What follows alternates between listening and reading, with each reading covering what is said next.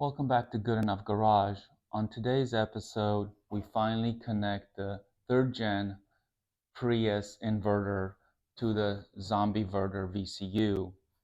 And if we think of the ZombieVerter as the brain, then we can think of the inverter as the muscle. The Zombie only has low voltage connections running to it, but whereas the inverter has high voltage and also as well as low voltage communication. I'm not going to go deep into what an inverter is and what it does. There's plenty of other videos on that. I want to just stay on point and just go over the connection.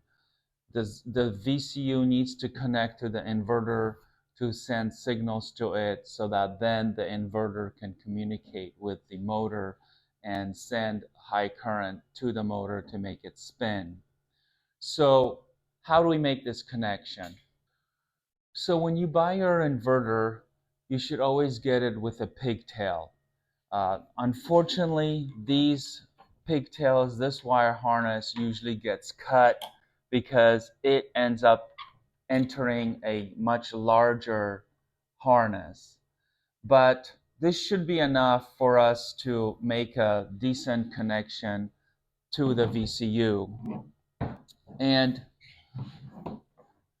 first thing I would like to talk about is this connector.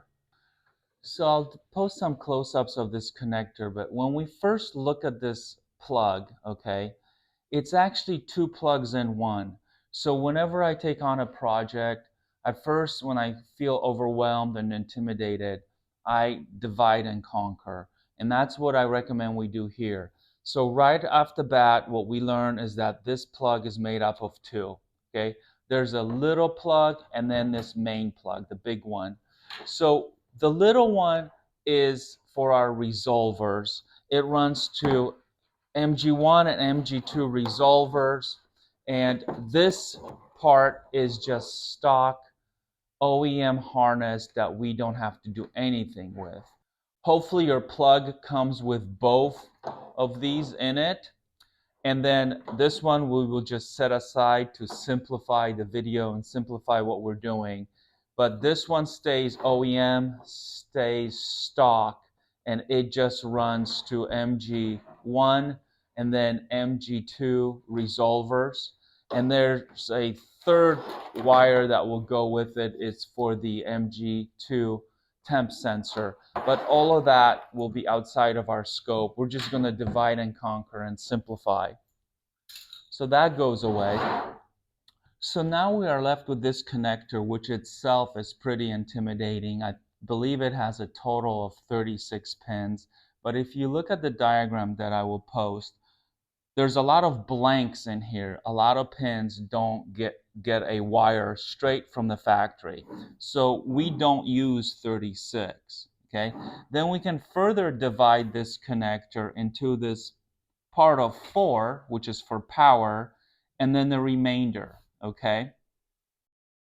The part of 4 is made up of 2 wires that are redundant for ground and 2 additional wires that are redundant for 12-volt power.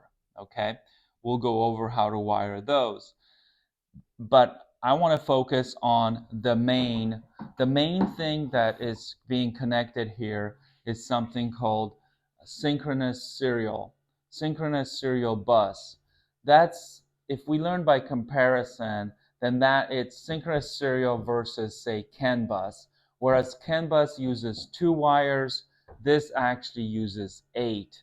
And Toyota, being a parent company or a sister company of Lexus, both Toyota and Lexus do the same thing. They use synchronous serial or 8-wire connections to the VCU rather than just CAN bus and 2-wire connections.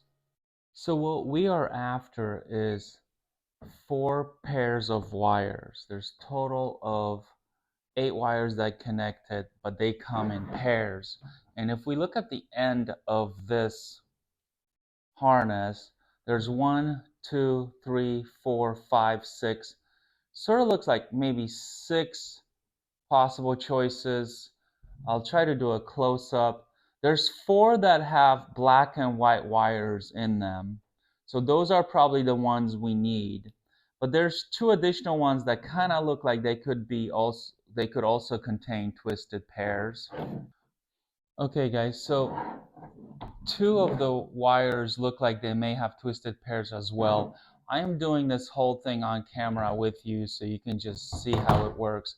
Now I've done 1 or 2 of these before, but I want to do this one and I kind of forget what was what. So I'm just going to walk you through how I would go about it. So these skinnier wires that look like they may have a twisted pair in them look like they don't, but still I wouldn't trust this all wound up with electrical tape in a conduit or what have you.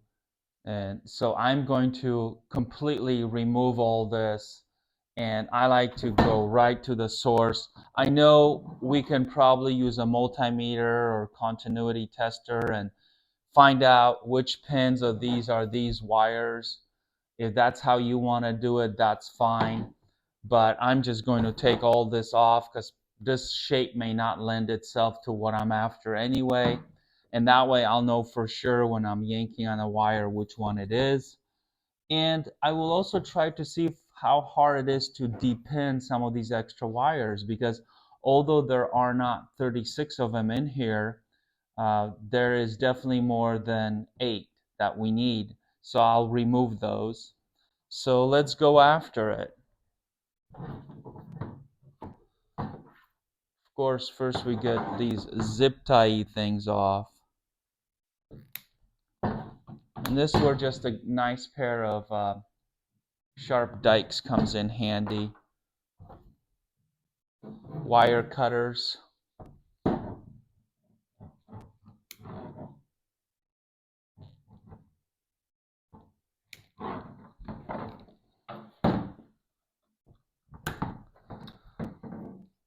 And I have my cheat sheet here, and all this is going to show us is which ones we need. And there's something called HTM, MTH, REC, and CLK.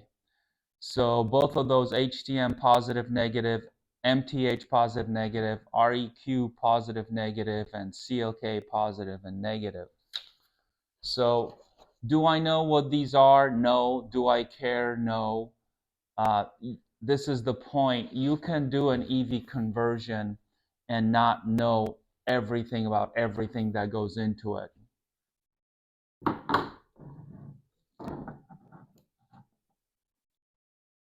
So on this stuff, I like to take my time and, if possible, undo the tape. Yeah, it's gross, old, and gooey and sticky, but so be it. We'll find that this doodad is this extra separate 2-wire that loops on itself harness that's for an extra ground. I think it has something to do with cutting down on interference. You got to understand that our EV conversions are going to be much simpler, and there won't be as much stuff in the engine bay, hopefully, to cause interference. So I just ditched that thing, but maybe we need it. Who knows?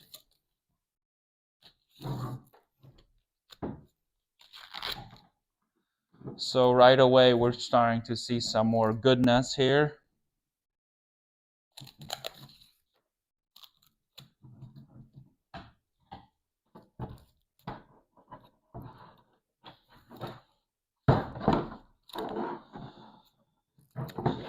After a while, you get kind of good at picking up where the tape starts. But as soon as I say that, I know it's going to bite me. And I won't be able to find it.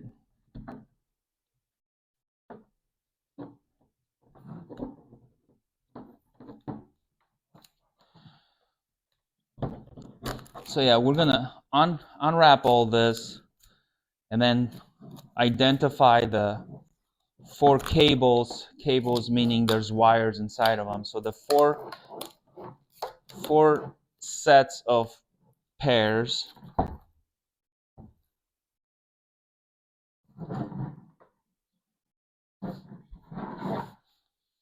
Trying to see where this other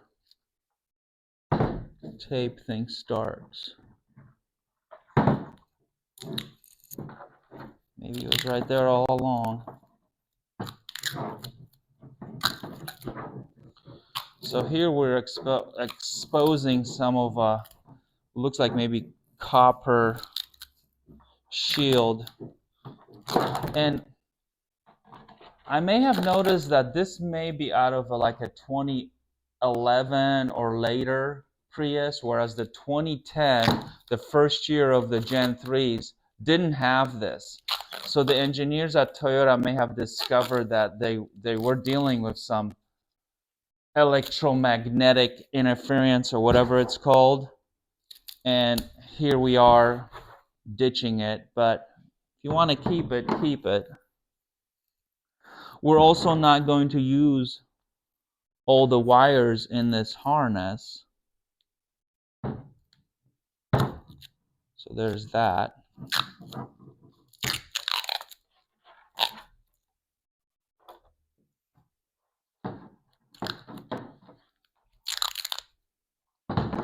Oh, does this want to come off in like tiny increments? Sure, it's going to make me look bad.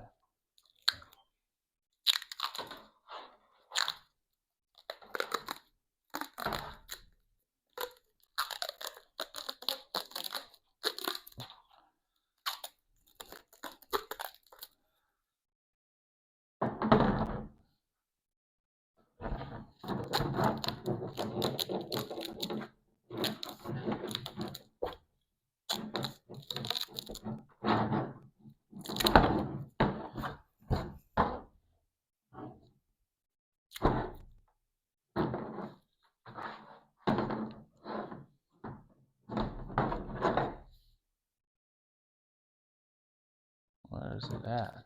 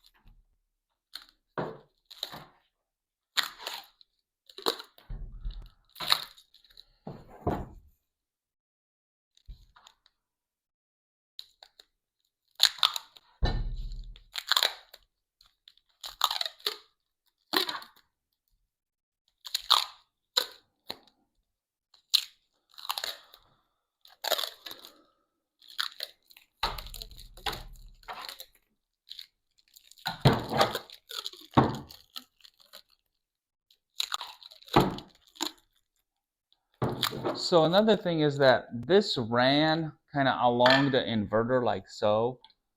I'm not going to run it like that. I'll just run it away from the inverter like this. So maybe that will help with the interference.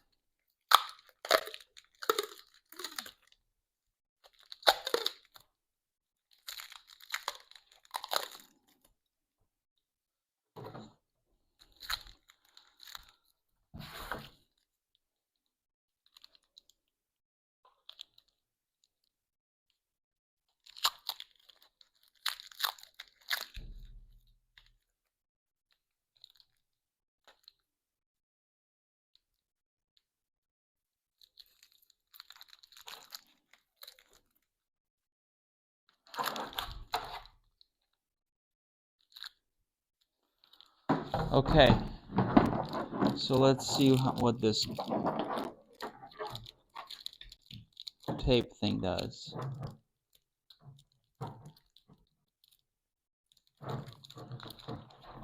I don't know if this is sticky on the inside. I don't know if I care on preserving it.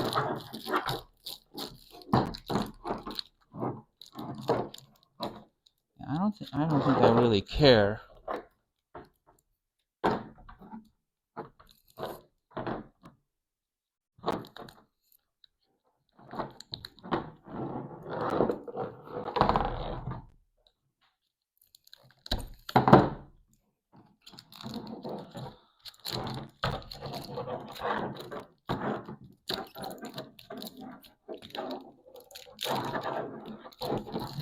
so I am going a bit into barbarian mode here because I really don't care about this. But that was just to show you what's on there. So yeah, they had this extra shielding. And there's actually moisture inside of that. Great.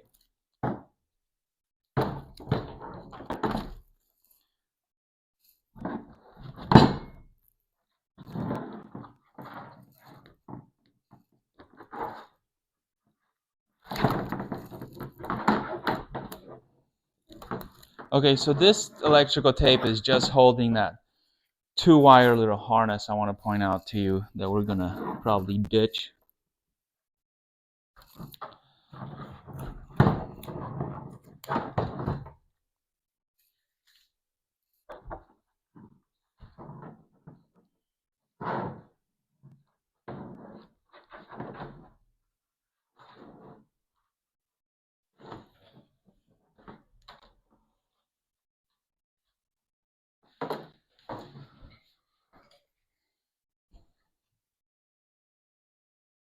Sharp razor blade time, fellas.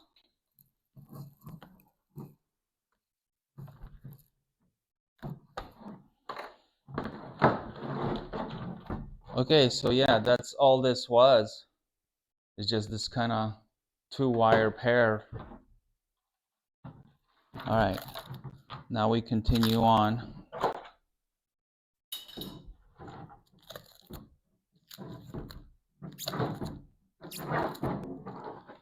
And then there's this clear plastic snorkel thingy on there.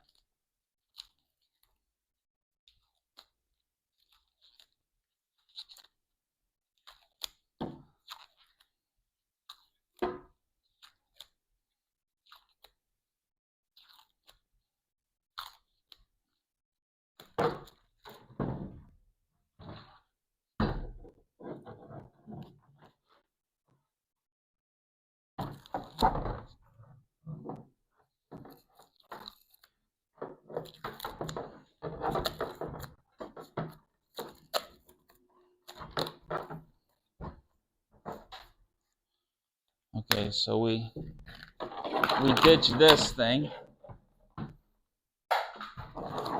because we know better than the Toyota engineers.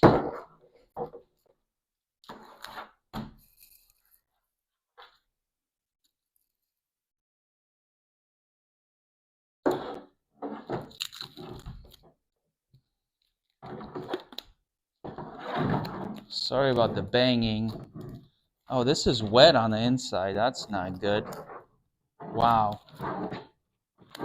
There's moisture inside of this thing. I don't think I did that. Wow. So what does that tell you about all this wrappage? Great way to capture moisture in it.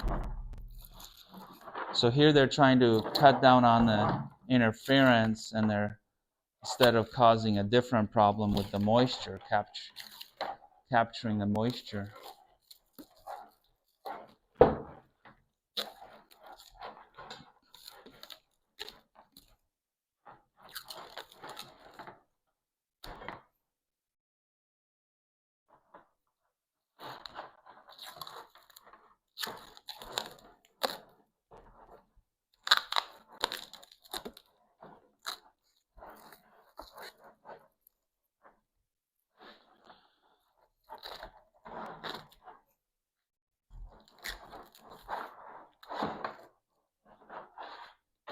All right.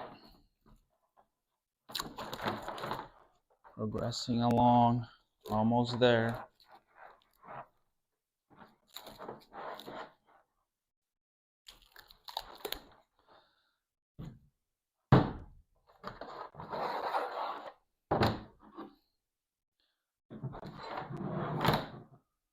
Okay, so this just came out of there loosely. It looks like these green wires just kind of ran there to be wound up with electrical tape, but they don't even go to our plug. So that's another reason why I undo it. Oh, this is my favorite. This is what I keep telling you guys. So check this out. From the connector we have two green wires that are running that then later turn into one single red. See, this is why we unwrap things, okay? Because we would have been looking for green wires on the other end, and these were not connected. These are just kind of joins. So from the connector, we would have two green wires running, and then three green wires come out. They're completely not joined. So we would think, where are these two at? What's going on here? This is why I like unwrapping everything. So these two greens, I believe they are going to actually be our power to the connector. And the way I'm going to present the connector to you is so that the wires face you, because that's how you're going to be pinning and working with the wire. So rather than looking at the plug, you're looking at the back of the plug where the wire is running towards you. And then we can pull out the two white and black, which are ground. They'll go to one wire, and that will end up being a ground. And then the two greens turn into a single red. So there goes our redundancy. It just disappears 18 inches away, and that needs to be fused. Probably start off again with a 1 amp fuse on here, see if we blow it, then go to a 2, go to a 3, go to a 5, whatever it takes. So a portion of the plug is power, because this, as I say, is an electrical component, and then the rest is going to be the communication. And for the communication, what we're going to need is the twisted pair wires.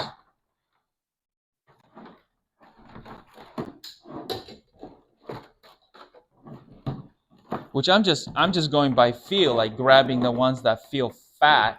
You know, that's the scientific way of doing it right there. And at this point, I can tell you that, you know, with a little bit of maybe cleanup here, untangling.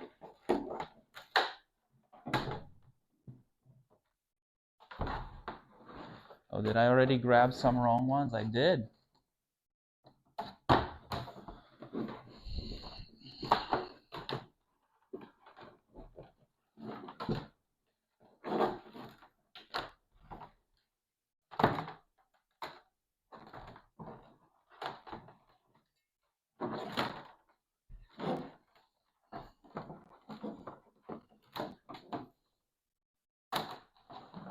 Bear with me here, just trying to make it less cluttered, but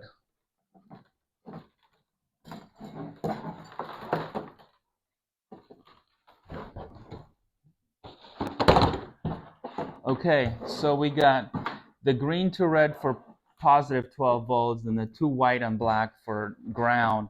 And then we have our 4 pairs of synchronous serial. Now, what I want you to notice here, and this is why we undid it, is that from the connector, there's actually 3 wires running to each one of these pairs. Okay, so there's this blue wire that loops back and just goes back to the connector. There's a yellow wire that loops back. There's a white wire that loops back, and the green one. So I don't even worry about those in our diagram. But this is why I like to buy a wire harness, OEM one, is because if you get a cut pigtail, and if they cut it prior to them kind of looping back on themselves, which a lot of times they would, then you're going to be at a loss knowing what is happening. So I think that's important to point out with these synchronous serials. I'm guessing this has something to do with extra shielding for special ground or something like that. And this is why I like to always build on the OEM harness and not make my own from scratch for the synchronous serial, especially, as well for the resolver cables. I know there's a lot of guys that can make their own from scratch, but this is just what I prefer to do. Okay, so we're going to maybe look at depinning the extras next, just kind of to make it less busy. And Then we're gonna focus on pinning these to the connectors for the inverter. Okay guys, I brought you in for this next part. So this next part is optional. All these wires here are optional and we don't have to do anything about them. We can just put them back in the loom and not do anything. I don't know if it's wise just to snip them right at the ends here, because I don't know if electrons are gonna fall out, cause some sort of a shortage or something, short. So what I'm gonna do is I'm gonna attempt to unpin them all nicely. And I did this before on other harnesses. It is a pain in the ass.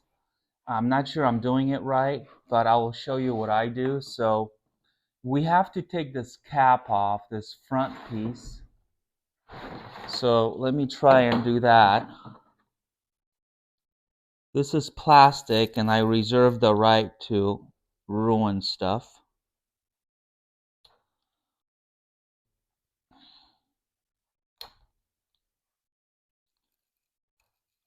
Of course, off camera I can sort of get it on one of the first tries. But with the camera going, good luck with that. So we need to get this off on both ends. Oh, maybe it's better to do it from the side without the white clip in it. Maybe. Will this come off? Don't break on me. Okay. Bingo, bango. Okay. So again, if we look at this from the way you're looking at it, well, we can't because you won't be able to see it, but it's this little cap thing. It goes on there like so. And then there's this white piece. And this one I just kind of pull up. I'm sure there is a special tool for this, or 10. Oh wow, is it actually going to work better on this one? It actually kind of slid out further than on the other one I practiced on. Anyway, and then what we have to do is we need to get rid of all these wires right here. So if we try the first one, I wonder if it's going to be as easy now. Since that went back so far, I wonder if I can just push on it. No.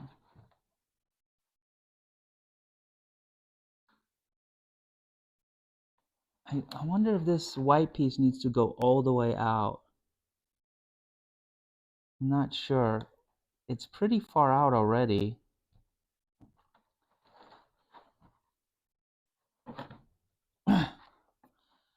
So with the white piece right here being sort of pushed back that way, I take a really flat screwdriver and I still have to pry these tabs a little bit. And then it's out. So I'm going to go ahead and do that to all these wires.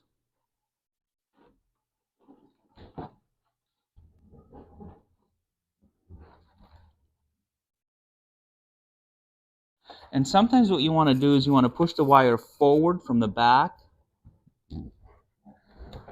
That will expose a little bit.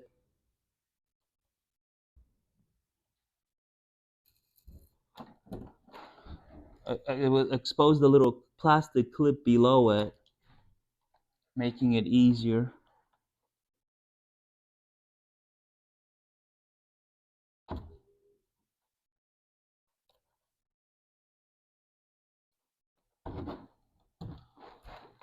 The screwdriver I'm using is by WorkPro 5/64. It's pretty tiny. And I share this stuff because I remember when I was looking for these things, I was like, oh my goodness, what kind of tool is that? So I'll try to put some links in the description.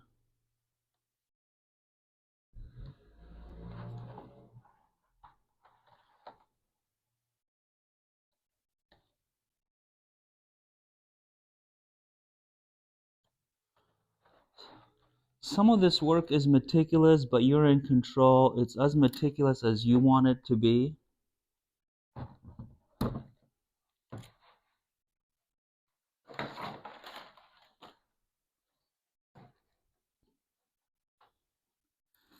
You just want to make sure you don't go too far and get any of the ones that are part of the sync serial. But you can always just put them back.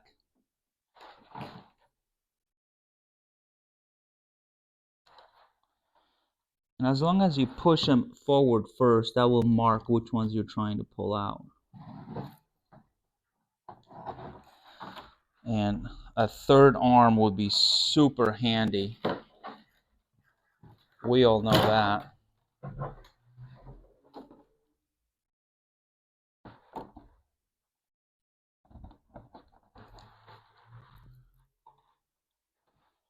And it helps if you're pulling on the right wire.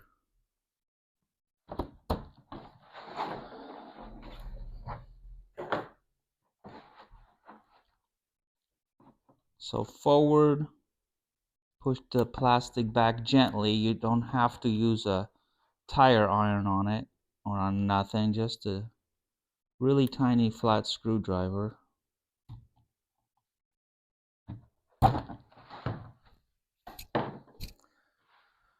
Okay, just, wow, 5 more? Okay, we'll keep going. And all these are kind of grouped over here.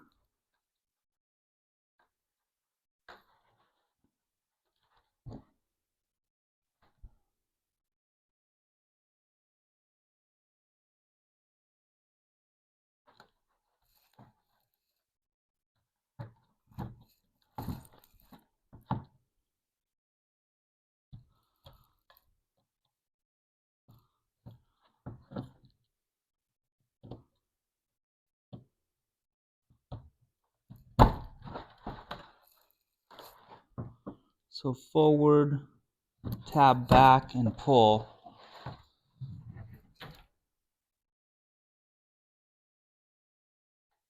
I think I found a bit of a technique. So if you rest it on the table, and then I'm pulling on the wire right now while this is resting on the table, and that will hopefully work. There it is. 2 more. So first wire goes forward. Gently pull the tab back with a flat screwdriver, and you're pulling on the wire while this is working against it. So forward, pull the tab back, and pull on the wire. Oh, I got caught again as soon as I try to show off. There it is. Okay, so now if we just look at it, we have the 4 for the power right here, 2 green, 2 white, and then we have these going this way for the MTH and the HTM and the REQ. Is that request? And the CLK for clock, maybe? Who knows? Okay, the reason I pull off all the electrical tape and really expose these wires is because they're all 4 black and white wire pairs, okay? So they're all the wires we're going to be working with, other than like their supporting wires right here, are just black and white pairs, right? So I felt like I need to undo all the conduit and electrical tape and I can never think of the word. It's not conduit. Shielding? Something. All right, so on this end,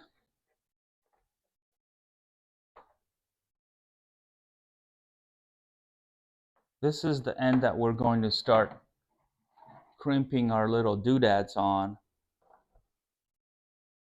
And then we just strip maybe 1/8 of an inch, maybe a quarter or something if we're going to bend it back. And we're going to be using these crimp terminals, so we need 8 of them. 2, 4, 6, 8. And these come in 2 different sizes, and for this sync serial I recommend the smaller size. I honestly forgot which one I bought or which one is here in front of me, but I'm just gonna run what I brung, as they say.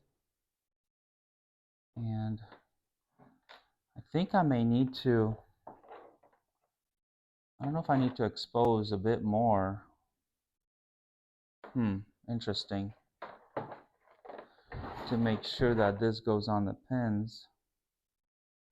It may be okay.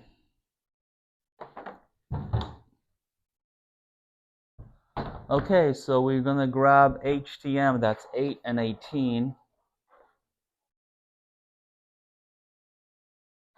So it's looking at you, kid. So it's 8 and 18 below it. I'm gonna pull this one out. So HTM, I think, is the one with the green wire. I wonder if I color coded these correctly on the page. Probably not. Okay, so I'm gonna try to crimp these with a single crimper here. Toolade 18915. And let's see here. Oh, did I forget my cheat sheet? So I brought you in here closer, even closer. And we're going to try to use this cheat sheet here. I color coded it. The colors signify the extra wires on each one. So if we look at MTH, that's the one with the green wire that eventually runs to it. So you can look for it on the pins, or you can kind of follow it backwards from this green wire. Point being that it's just built-in suspenders way of confirming it. It's the first one here. It's 8 and 18. That's what those are. And we are going to so 8 is the positive and 18 is the negative. So at this point, all we're worried about is just crimping on some ends to these.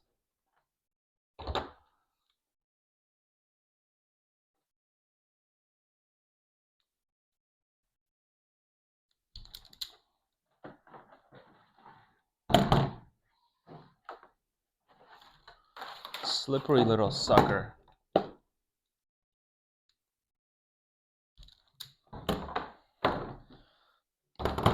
Okay, let me see if I can just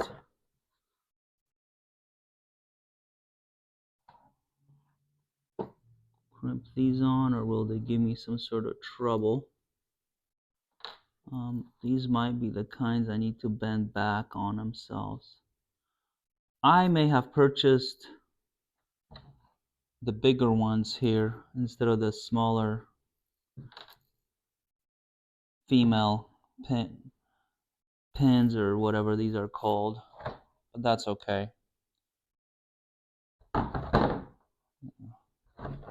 Sometimes I preload these, sometimes I just go for it. Kind of depends what day we're having. And I do have the tool that can do this all in one swoop. I'm just trying to show you that it can be done with this single.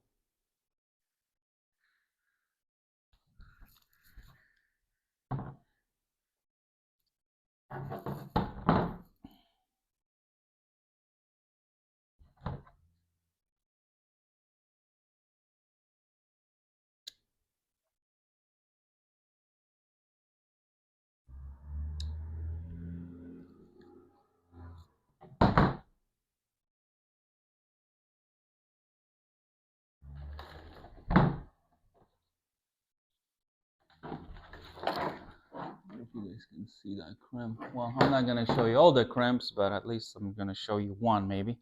I think we may want to give ourselves a little bit more room than that. So whereas I was only stripping an inch, maybe we should just go 2 inches or so.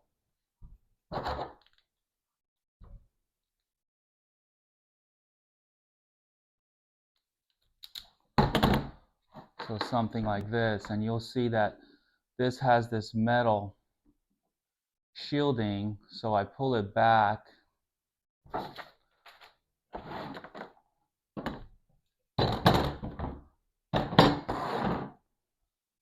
pulled that back, and then I will use the dikes to cut it off,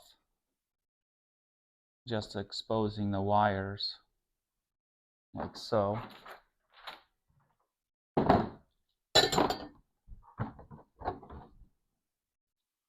I am a little bit more meticulous when I'm not making a video because it's hard working on some of these things kind of away from me so that you guys can see it better than I can.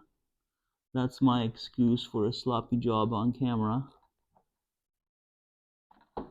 Something to this effect. That first one needs a little touch-up repair, so we'll go this guy.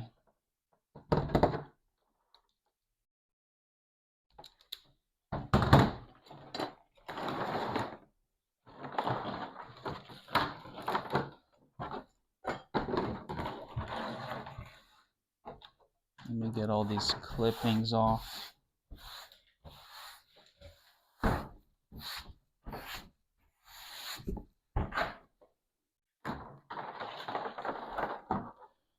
I don't know if there's any going to be usable in this video, the rate I'm going.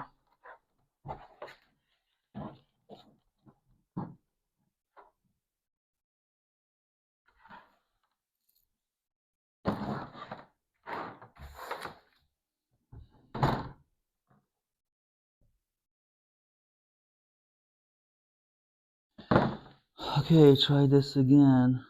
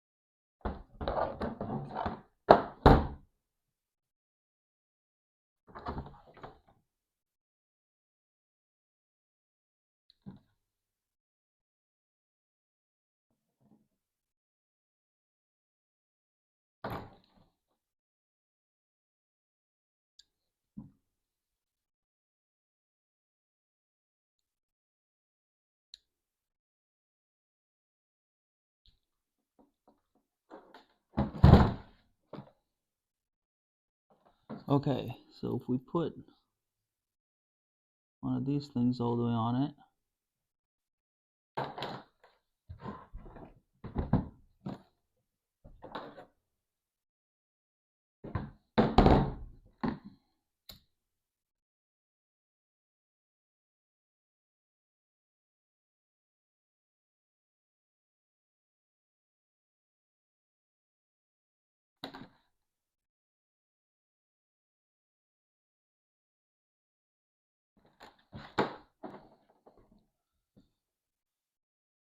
maybe that should do it.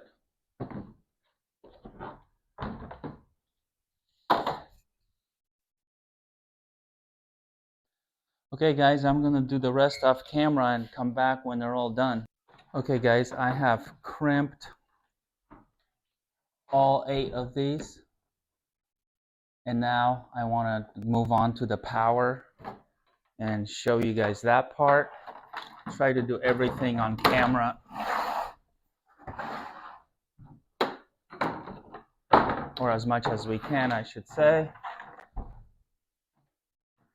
So we're going to start with the negative, and here I just took both of the wires from these pins, and I think the negatives, if we look at our little diagram, they're up here, and I think they're on the bottom of 28 and 20. What is that? 28 and 27. So our plug like this towards you, and these are the negatives, and the 2 green ones are above them. I know it's hard to see. I'll show pictures. Still pictures are going to be better. So we are taking the white and the black. I'm just joining them together. I have my favorite ring terminals here. First thing, I'm going to beef these up by putting just some shrink wrap on the end right before the bare metal starts. So then we just heat shrink that on.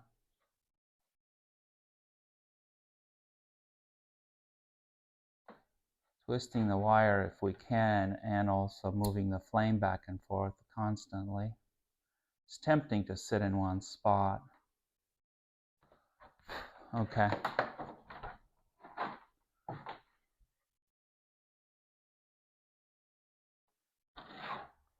Then I like to bend this wire back on itself just to give it more meat. Some guys gave me a good tip of putting solder on it. I'm going to need different crimpers for this one, of course. So these take one of these barrel crimps. I've probably shared this in a prior post. Where's the number on these? GB GS388. Anywho,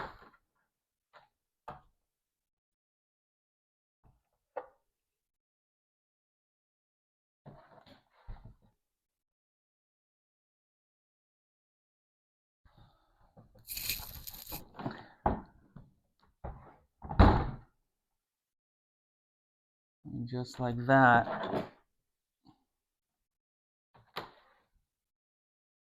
And I think I forgot to put the other shrink wrap, the bigger shrink on here. Darn it.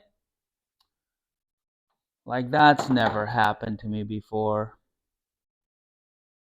Oh well, this is for a test bench, so maybe it will survive. Okay, and then we have this. This is the two green into one red, I'm sorry. And these are your 9 and 10 for power. What I'm going to do on this is I'm going to nip this crazy union. And I'm just going to get rid of that red wire. I'll strip these and I'll add inline fuse on here and continue with the green wire. But first what I like to do is just put some shrink wrap on here just for funsies, and kind of this will hold them together as one wire. I already did that to the white one, so I'm just going to do something similar here. Like again, I like to stagger my shrink.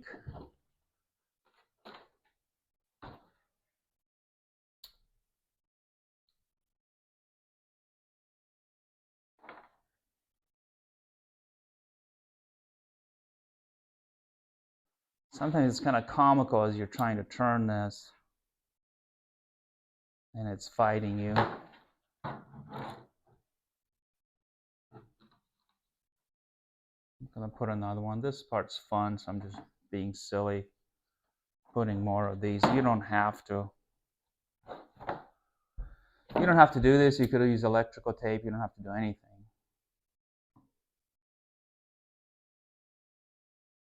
And then later I'm going to complain that I ran out of that size.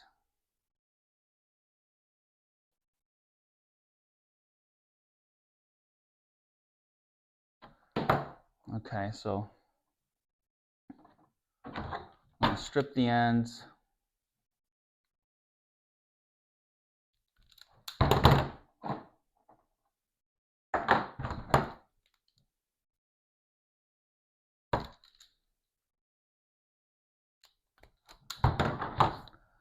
Okay, well, we're going to add one of these inline fuse holders that I talked about in the past.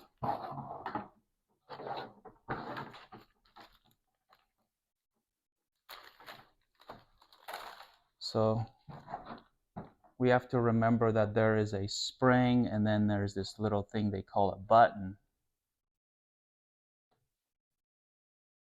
So how does this go? It's got to go, thing goes through it, and I don't know if it matters what side goes where, whether it's the male or female.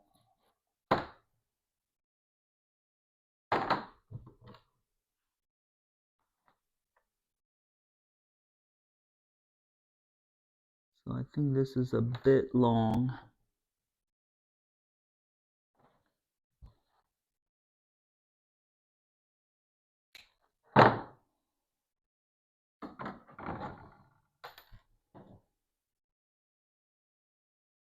See if my crimper were like this.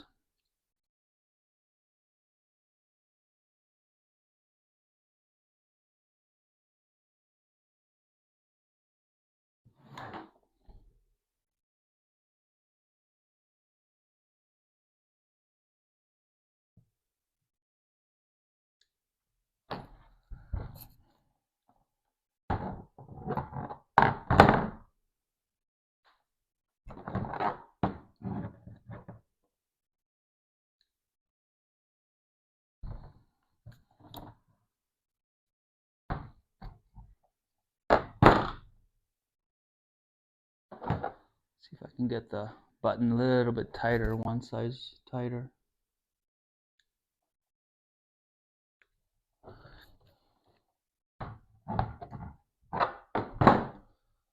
Okay, I'm pretty happy with that. So then that goes in there,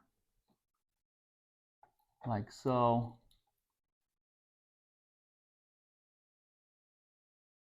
And then we need to do the other end, so I'm just going to use some extra green wire. So this is just some scrap wire that I had from probably some of the OEM harnesses.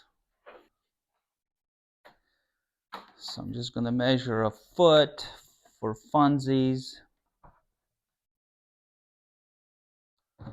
About right there.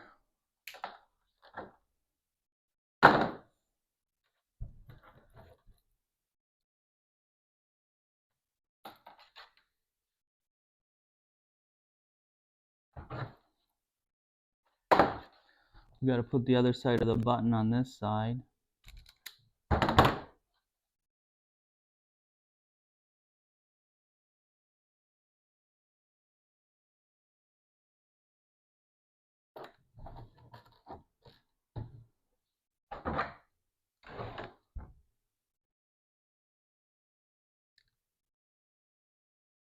So I preload the button into the crimper, and then hope to get lucky and thread the needle, so to speak.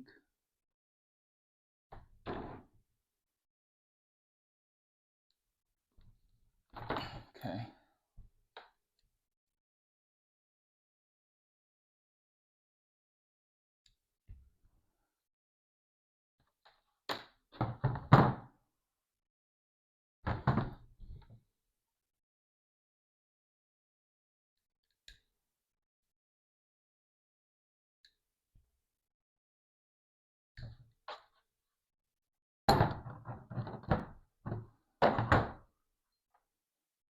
Okay. So now the other one end we have to remember to put on the spring and then feed it through this guy. And then now that gives us the join with the fuse. Of course, I'm going to add a fuse in there. And then now we have 2-into-1 with a really nice disconnection. So I'm doing this because I'm sort of building two wire harnesses. One is for my coffee table and one is for my workbench. We kind of have two different scenarios going. One uses kind of a control console and the other one uses the steering column and actual ignition switch. So that's kind of cool. Okay.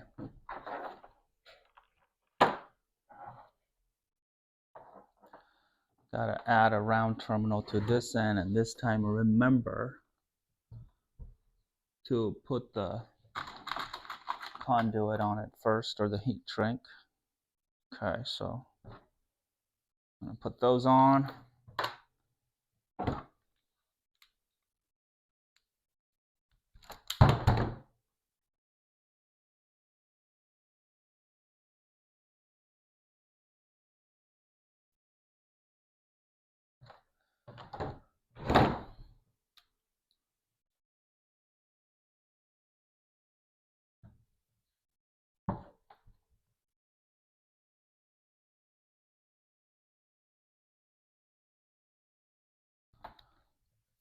Okay. Got our little loop on here. Put a little heat shrink just like this to beef that thing up because it's such a skinny wire to this big crimping thing. Just we run what we brung, folks.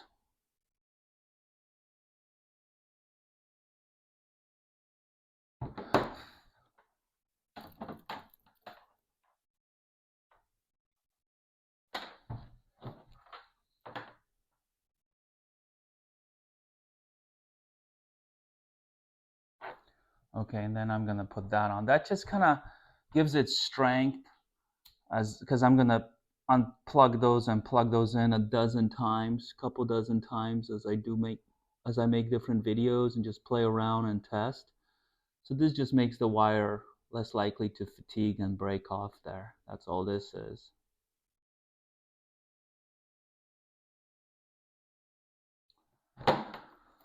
All right, so we have our green, and then we have our white here. So green is positive. I'm gonna grab a fuse now before I forget and wonder why it doesn't work. Okay, I think this is a 1 amp, and as you can see, these are the full size glass fuses.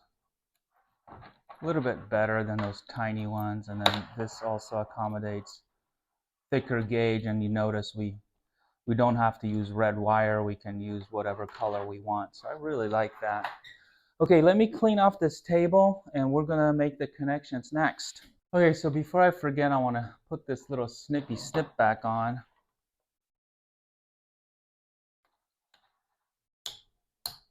That popped right back on. And now I wanna show you something new, something that we're adding to our setup. And these are called bus bars, and we have a negative bus bar and positive bus bar. And all they do is allow us to connect all our leads independently to different studs and not the same one. The problem with using this one here on this workbench, constantly unscrewing these and screwing them back on, could cause stripping the threads. And that stud is only so long, and you can only fit so many ring terminals on there. And if you have to remove one and it was the first one you put on, it's the last one to come off. So that's a bit of a pain. So I made these tiny leads, and I really had fun making this. These are just 1 foot long with these, I think, like 1/4 inch ring terminals on there. And it was fun to make, and so here we go. We're just going to wire these up. And all we're going to do is bring power from the bench power supply to our bus bars, allowing us now to use the bus bars. It really doesn't matter which stud, I should say, you put this on, okay? It really does not make any difference. They're all connected here and here.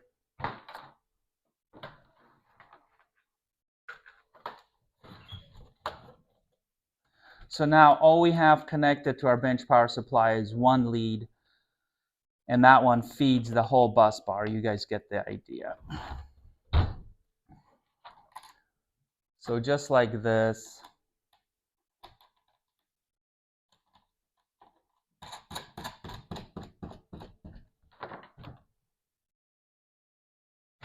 And we are just going to simply give power to the inverter right now with no zombie, no anything, just to see what happens. These bus bars are kind of nice. They come with these protective plastic kind of shields. So they go like that if we want to do that. Okay, so we're just going to plug this guy in. Notice I can plug this in without the resolver component. Hopefully this doesn't make a liar out of me. Okay, so that's connected.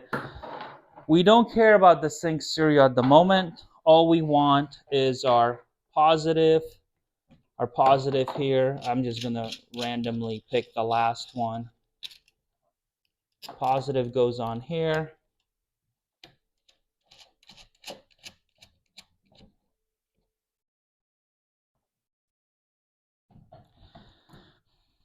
and negative goes on here.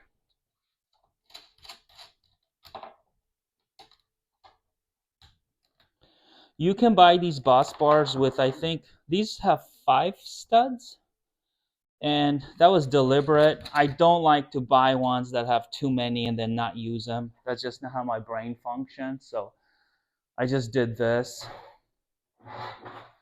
Okay, so hopefully, let's see what happens. Let's see what happens when I just turn this on.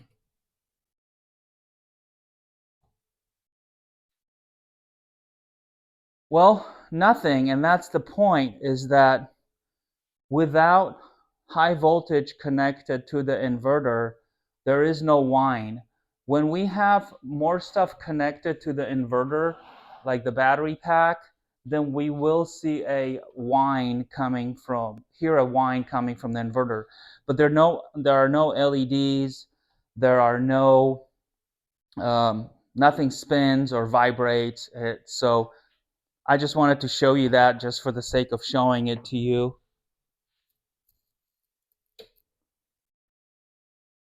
Well, that was really interesting. This bench power supply, I think, broke because I am not current limiting right now. I just tested it before I plugged it in. It was preset to voltage. Let me try a different, let me try a different bench power supply here.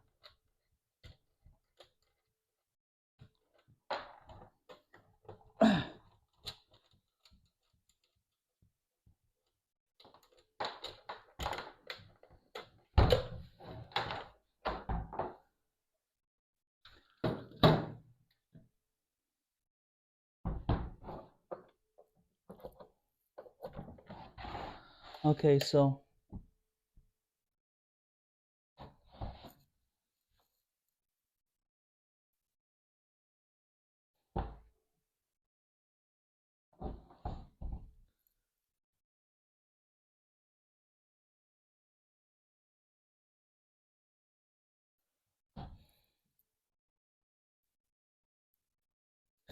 okay, 13.3 volts.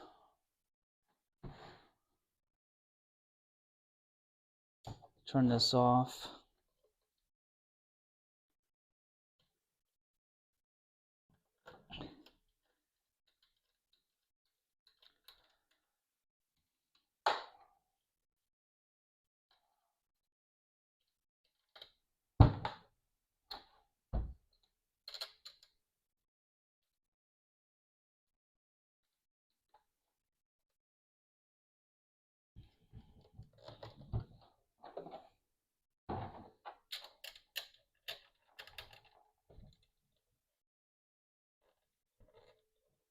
It already wants to cross thread, see?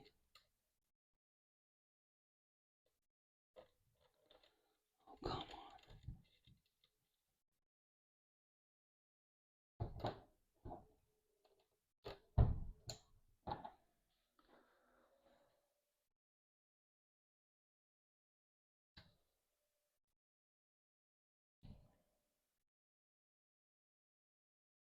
So that is drawing 1.16 amps to the inverter.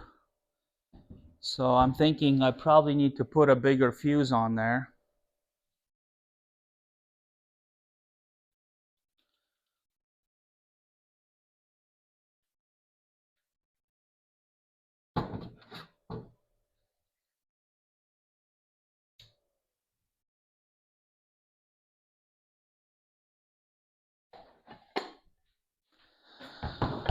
Okay, let's connect our sync serial to our VCU first, so we don't have to deal with all the clutter. So again, if we're looking at these connectors this way, I keep referring to this one as A and B, just from the old days, and because there kind of technically 2 of them in there, so just kind of makes it easier to point out which one we're working with. Okay, let me get my cheat sheet again. So this, I'll post a better graphic of this one. I don't know why my printer decided to act up today and not fit things to the page. Okay, so we're going to start with rec on pin 16, and that's the one with the yellow wire. Okay, and the white of the two, of the pair, is the negative, and that goes on pin 16. So these are numbered from 15 to 28. So we skip the first one and we go to the second. And then its black one goes right next to it, on from your left to your right this way. Okay, so then we go into grab the one with the blue, which is the clock, CLK, I guess. And that white one is negative, which is on pin 18. And its black goes right next to on pin 19, which is the positive, like that. Then we move on to 20, which is the one with the white wire. And what I'm talking about is the one that loops back. And so this is MTH. 20 is the white wire, that's the negative. And it's black next to it.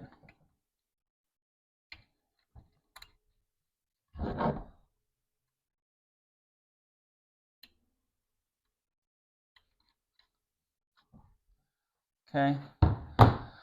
And the last one is HTM with the green looping back. So here it is. HTM, and this goes on pin 22 and 23. White one is first, the negative, and then the black one.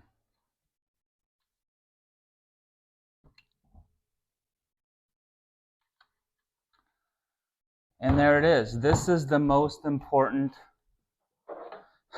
connection or connections. This is sync serial. This is what I call the information superhighway. All right, and this runs to our inverter. So I'm going to move it like this. Let's see if I can. Will this work? Nicely stretched.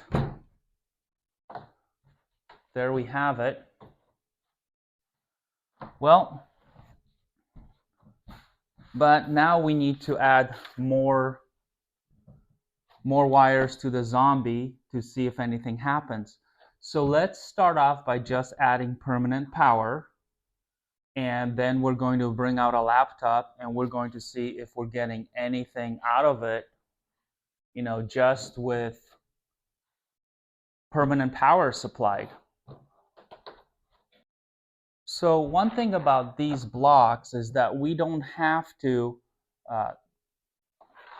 like skip the one that gets its lead, the lead from the bench power supply. We can actually put permanent power on top of it. It really doesn't matter. We could only use this one single stud if we were silly for everything, if we wanted to. But that would be silly, right? So we're going to put permanent on here. That way we don't waste any, and we can still disconnect this one sort of by itself. Okay, so we know that that goes to pin 56, the last one. And then we have a negative.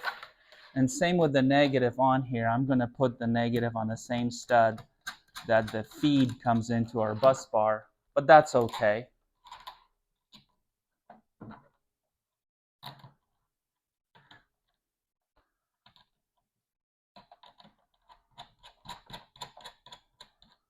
Like I said, I really had a good time building this little block. The Greg Board 8000, trademark 2024. Okay.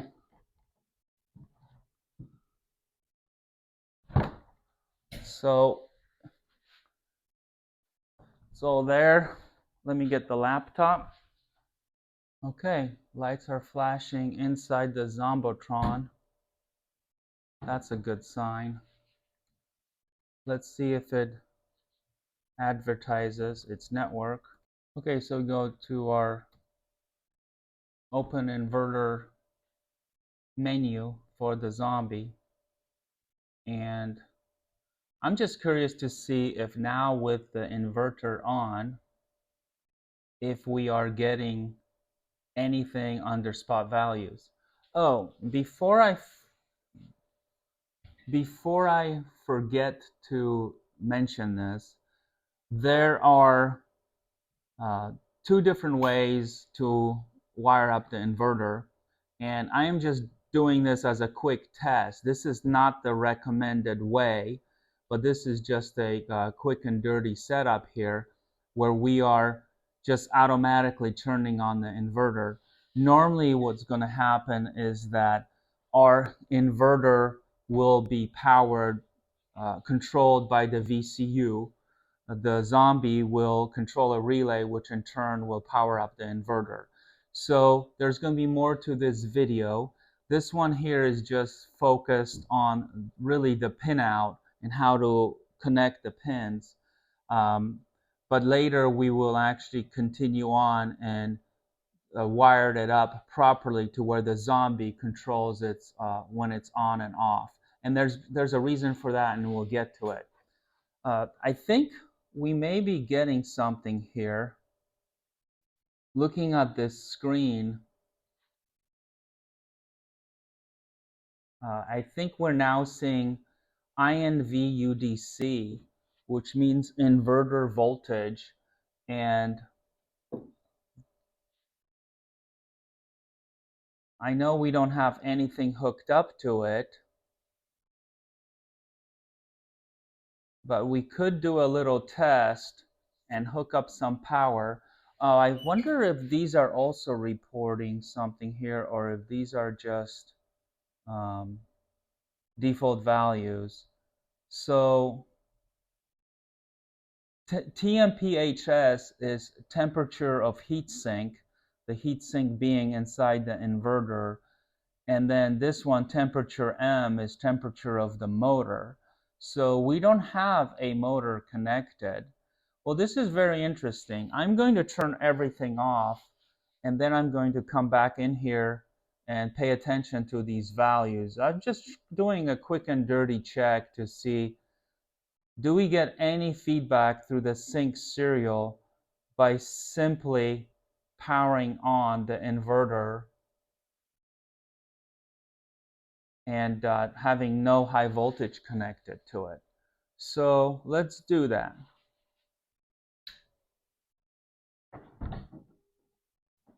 So see, I can just disconnect this fuse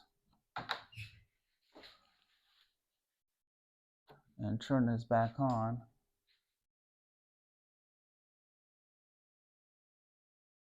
We can straight away that we're drawing less current, less than an amp now.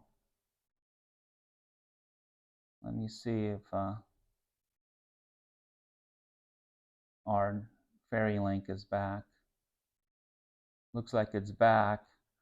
So our inverter UDC is -2. We're going to refresh that and see if it goes to 0. And I want to go back to temp for the heatsink is at 31. So let's refresh that. Oh, look at that. Temp for heatsink went to 0 because it's not getting any reading. So this is right here is like, you know, we take baby steps on here.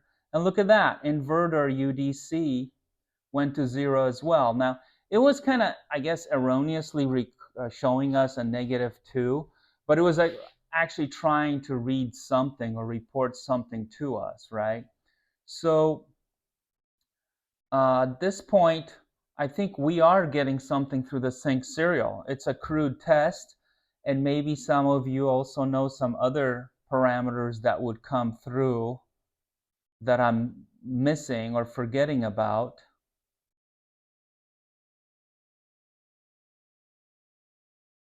But we are getting something.